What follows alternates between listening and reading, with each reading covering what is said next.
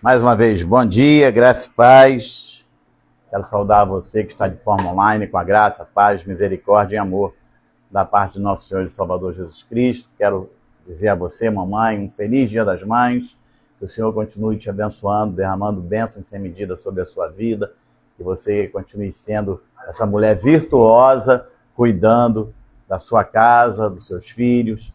Que o Senhor possa estar cuidando de você com muito carinho, com muita dedicação, que isso aí ele faz com muita tranquilidade. Tivemos aí uns probleminhas na internet, já voltamos e agora vamos à nossa mensagem que tem por tema priorizando a transformação, não a aparência. Essa mensagem está nessa série Como permanecer firmes em tempos difíceis, né? Que é muito difícil você permanecer firme em tempos difíceis. Mas essa mensagem faz parte dessa série. Priorizando a transformação, não a aparência. Tem gente que prioriza a aparência, mas nós priorizamos a transformação. E eu queria convidar você a abrir a sua Bíblia no segundo livro de Coríntios, capítulo 5, versículo 17, que diz assim: E assim, se alguém está em Cristo, é nova criatura. As coisas antigas já passaram, eis que se fizeram novas. Pai querido e amado, nós te louvamos, te agradecemos por poder, nesse domingo, estarmos na tua casa, louvando e engrandecendo o teu nome, aprendendo de ti. Obrigado, Pai, porque em todas as coisas o Senhor tem nos feito mais que vencedor. Eu te louvo por tudo, Pai, em nome de Jesus. E todos digam amém e amém. Muito bem. Amados, a palavra de Deus ela é bem clara. Ela diz assim: se alguém está em Cristo, é nova criatura. Mas nós temos vivido tempos difíceis. Nós temos vivido tempo em que as pessoas estão priorizando o mundo e esquecendo a palavra de Deus, esquecendo de estar vivendo a palavra do Senhor. Quando, na verdade, ele diz ao contrário, devemos priorizar a casa do Senhor. Né? Primeiro o reino. É bem claro isso. Primeiro o reino e depois as outras coisas vos serão acrescentadas. Mas também a Bíblia diz que nos últimos tempos as pessoas iam apostatar da sua fé, iam viver uma vida completamente dissoluta. Então, nós estamos vivendo a Bíblia Sagrada. Mas quando você tem conhecimento da palavra de Deus, você começa a entender que tudo isso tem que acontecer, mas que você é diferente. Você vive outro tempo, você vive priorizando a palavra do Senhor Deus. Por quê? Porque você é uma nova criatura. As coisas velhas passaram, aqueles desejos de viver as coisas do mundo, passou. Mas tem gente que fala, mas aí como eu vou viver? Você vai viver normalmente, como qualquer pessoa. Você vai a uma festa e você se diverte, mas você não bebe, você não fuma, você não cheira, você não tem palavras torpes. Entendeu? Você está no meio do mundo, mas você não está vivendo as coisas do mundo. Pelo contrário, você se sente muitas das vezes até incomodado com as coisas do mundo. Então, isso é viver a palavra do Senhor, é priorizar as coisas do reino. Então, amados, nós devemos fazer uma coisa. Primeiro, expor o nosso coração diante de Deus. Lá em Salmo 139, versículo 23 e versículo 24, diz assim: sonda-me, ó Deus. Aí é que aonde as pessoas ficam com medo. Por quê? Por que você tem medo de falar com Deus e pedir, Senhor, sonda-me? Se você se sente incomodado de ler esse salmo, de pedir ao Senhor para sondar o seu coração, é porque algo está errado. Porque se você não deve, já diz o ditado, quem não deve, não teme. Né? Então vamos fazer uma brincadeira, quem não deve, não treme. Porque quando você está devendo, você fica tremendo de medo. Então a palavra é o quê? Sonda-me, ó Deus. e conhece o meu coração. Na verdade, Deus já conhece o teu coração. A palavra ainda não chegou nem à sua boca e ele já sabe todas. Mas aí é você falando para ele, conhece o meu coração. Prova-me e conhece os meus pensamentos. Ele já conhece os seus pensamentos. Eu estou falando que é para você declarar isso com a sua boca. É você pedindo a Deus, Senhor, eu sei que tu sabe tudo isso, mas sonda o meu coração, prova-me e conhece os meus pensamentos. E aí ele continua, vê se há em mim algum caminho mau e guia-me pelo caminho eterno. Por isso que ele quer que você fale. É igual lá em Jeremias 33:3. Clama a mim. Ele sabe as tuas necessidades, ele sabe tudo que você precisa. Ele sabe. Eu agora mesmo estou aqui, meu carro está com alguns probleminhas. Eu já falei com Deus, Senhor, eu preciso resolver esse carro. Ele sabe que eu preciso resolver esse carro. Ele sabe que ou eu troco o carro, ou eu mando consertar. Ele sabe. Mas eu falo com ele. E normalmente quando eu estou na estrada, Senhor, olha o carro, ó. Olha aí, ó, tá vendo? Vamos lá. Fale. É igual a criancinha. A mãe sabe que o menino precisa almoçar. Ela sabe disso. Toda mãe sabe. Levanta, vai lá com a mamadeira. Não sabe. Mas, quando a fome bate, o que o menino faz? Se já anda, vai lá na mamãe, ó, papá. Ele precisa pedir? A mãe não sabe? É a mesma coisa. Deus sabe, mas ele quer ouvir a tua voz. Ele quer ouvir a tua voz. Só que muitas das vezes as pessoas têm medo. Tem medo por quê? Porque sonda-me, ó Deus. Conhece conhece o meu coração e prova-me. Conhece os meus pensamentos. Meu Deus. Olha, ele vai conhecer os meus pensamentos. Eu só tenho tido pensamento mal. Ele já sabe, pode ter certeza disso. Fica tranquilo, não se apavore. Agora, o melhor é depois. Vê se há em mim algum caminho mal. Se tiver, Senhor, guia-me pelo caminho eterno. Orienta-me para que eu não continue cometendo esses erros. E aí, Provérbios 4:23, fala assim, protege o coração. Né? Tá lá, ó. Sobre tudo que se deve guardar, guarda o coração. Você pede a Deus, guia-me pelos caminhos eternos, mas aí você está fazendo, sabe o quê? Você está protegendo o seu coração. É o que eu falo sempre, nós estamos 24 horas no mundo. Nós passamos por situações que muitas das vezes nos deixam sem ação. Mas se você está vivendo uma vida com Deus, se você tem ali a sua vida com Deus, você pode ter certeza que Ele está aguardando. Ele está aguardando. Você tem que entender os momentos que você está vivendo.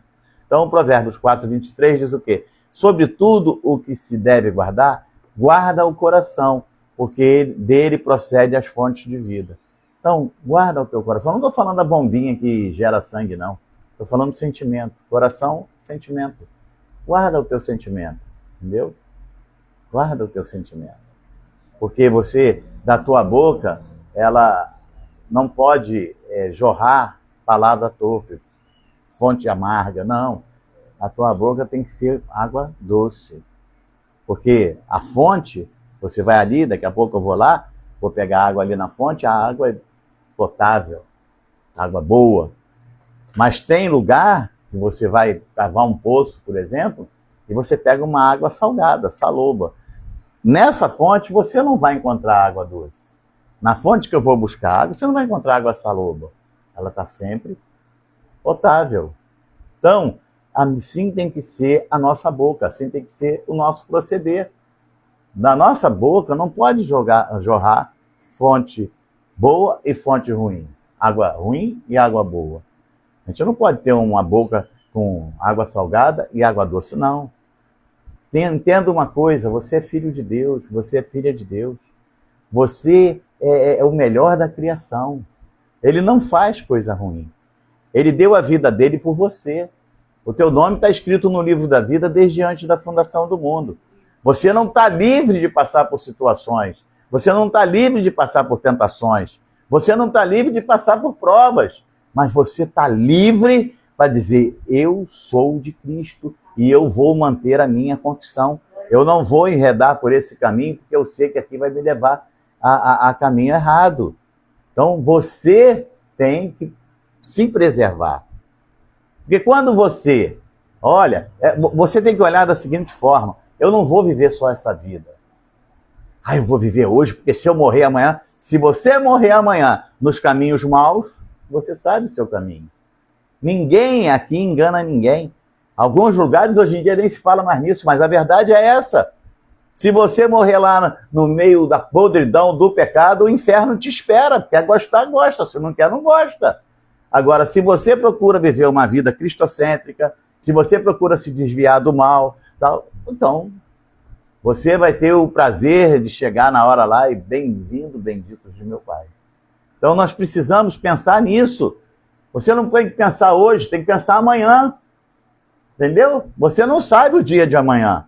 Ontem eu estava vindo do Rio com a pastora Ana, 2 carros, por 2 vezes, né, carros diferentes, em momentos diferentes. A gente ficou até assustado. Os caras passaram numa velocidade que, se batesse... Aí vamos supor, graças a Deus não aconteceu, tivesse pego no carro, morremos. Se nós tivéssemos com uma vida completamente torta. Então você não tem que pensar hoje, tem que pensar amanhã. O que você quer para você amanhã? Você quer estar onde amanhã? Mas pastor, você não diz aí que meu nome está escrito no livro da vida? Tá, muito bem.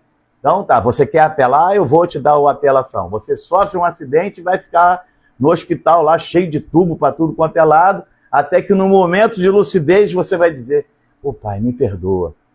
E aí cabe a ele, ou leva você naquela hora, ou te dá vida ainda para você. Mas ele sabe que se você voltar, você vai voltar e vai voltar para onde você estava. Então ele te leva de uma vez. Você tinha que viver 80 anos, mas você viveu 40. Você perdeu 40 anos da sua vida aqui na Terra, que ele preparou para você viver a plenitude do amor dele. Ele tem uma herança para nós aqui nessa terra. Só que a gente, quando fala herança, todo mundo já... O olhinho fica igual aqueles desenhos de televisão, que aquele cifrão, né, tinha herança. Não, herança de paz, herança de uma família abençoada, herança de filhos. Entendeu? Então, Deus tem paz para cada um de nós. Ele tem um plano perfeito para cada um de nós. Então, proteja o seu coração. Temos que nos renovar no espírito de nosso entendimento. Renove-se todo dia, todo dia. Lá em Efésios, capítulo 4, versículo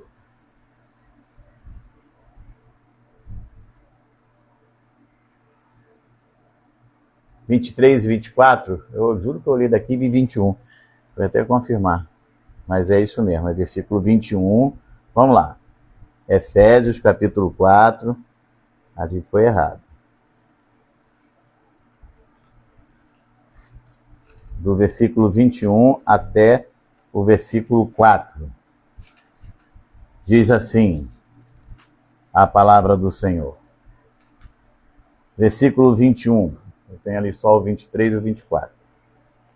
E se de fato o tendes ouvido, e neles foste instruído, segundo é a verdade em Jesus, no sentido de que, quanto ao trato passado, vos despojeis do velho homem, que se corrompe segundo as concupiscências do engano. Então, versículo 21 e 22 já começa dizendo: olha, se você de fato tem ouvido a palavra do Senhor, tem sido instruído nele, segundo a verdade do Senhor, está aí, está no versículo 21, no sentido de que quanto ao trato passado, no sentido quanto ao velho homem, as coisas do mundo que você viveu, né? Vos despojeis do velho homem, deixa para lá, esquecendo-me das coisas que para trás ficam, né? Vos despojeis do velho homem, que se corrompe segundo a concupiscência do engano. E aí no versículo 23 diz assim: e vos renoveis no espírito do vosso entendimento, e vos revistais do novo homem, criado segundo Deus, em justiça, retidão e procedente da verdade. É assim que o Senhor quer que nós vivamos, em justiça, em retidão, procedente da verdade. Deixando, passou. Água passada não move moinho. Água passada não move. Passou, acabou. A gente tem aqui um rio aqui do lado. Vai ali, faz um barquinho de papel, aquele tempinho de criança. Bota lá em cima, daqui a pouco ele passa por aqui e ele vai embora. Você nunca mais vai achar. Porque ele vai se desintegrar aí no meio da água. Então, pense nisso. A nossa vida, ela não é só hoje.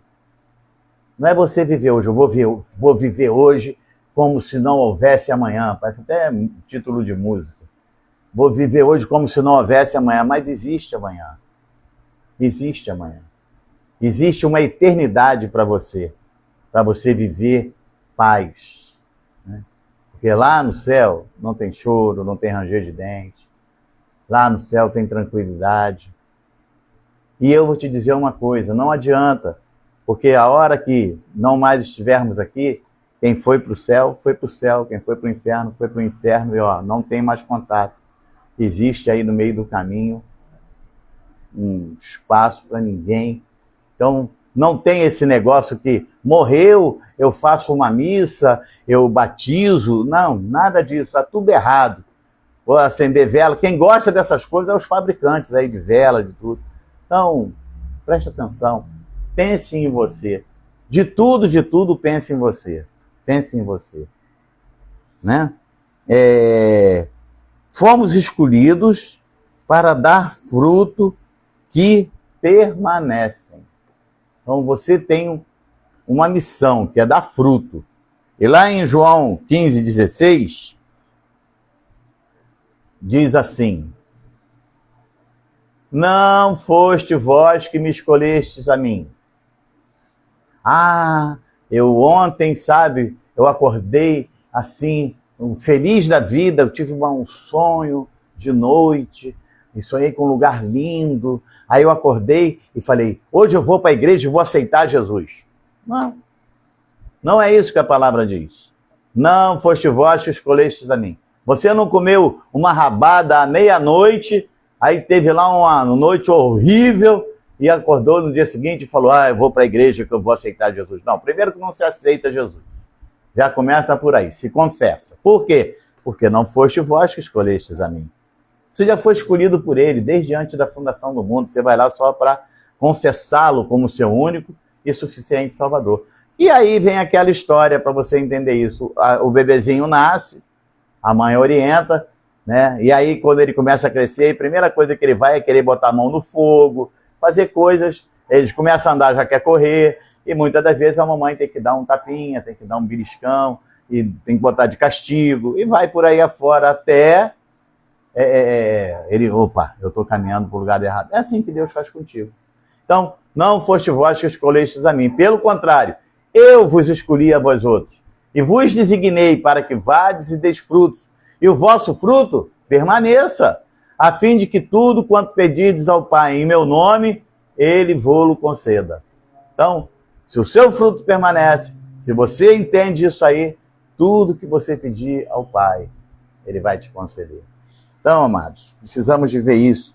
Devemos ser vigilantes com as influências. Isso aí, infelizmente, a nossa juventude hoje não é vigilante com isso. Então, devemos ser vigilantes com as influências. Devemos nos afastar das más conversações, mais que nada. Principalmente hoje, na igreja, aleluia. Glória a Deus. E no mundo é sirico-zito e samba no pé.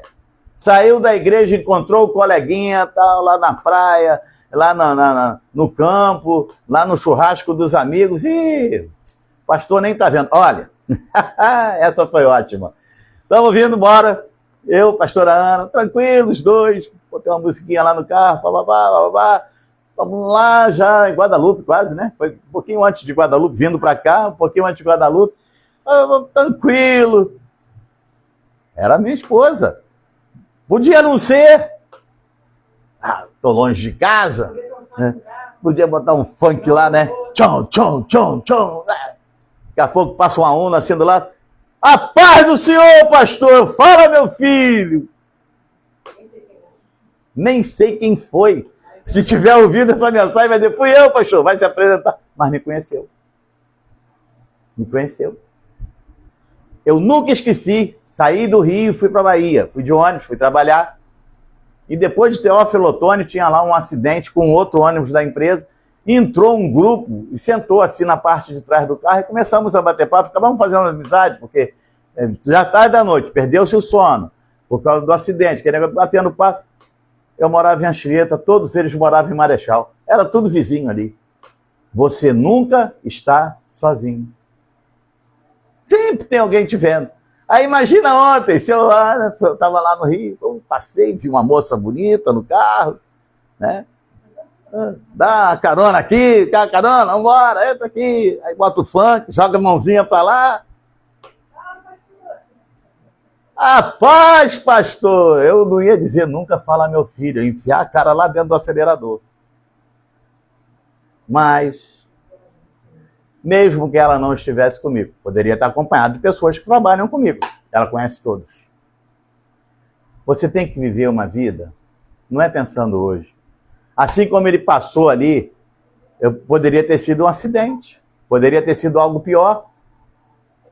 Então, pense em você. Eu sempre falo isso, pense em você. Seja inteligente, pense em você.